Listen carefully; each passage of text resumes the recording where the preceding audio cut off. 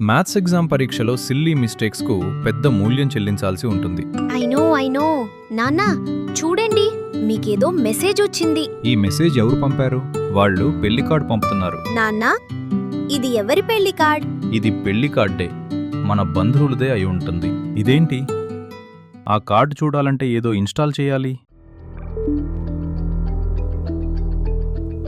తెలియని నంబర్ నుండి వచ్చిన ఏపీకే ఫైల్లో డౌన్లోడ్ చేయడం వల్ల మీరు ఫ్రాడ్కు గురికావచ్చు. వెడ్డింగ్ ఇన్విటేషన్ తెలియని నంబర్ల నుండి రావు. అంతేకాదు, ఆ ఇన్విటేషన్ తర్వాతనికి మీరు ఏమీ ఇన్స్టాల్ చేయనవసరం లేదు. అవును, ఏమైంది? మీ బ్యాంక్ ఖాతా నుండి 4 లక్షలు పోయాయి. ఎలా? హోంవర్క్ తప్పులను సరిదిద్దుకోవచ్చు, కానీ ఈ డిజిటల్ ప్రపంచంలో ఒక్క పొరపాటు అన్నింటినీ నాశనం చేసేస్తుంది. గుర్తుంచుకోండి, మీకు తెలియని వెడ్డింగ్ ఇన్విటేషన్ వస్తే దాన్ని అస్సలు తెరవకండి.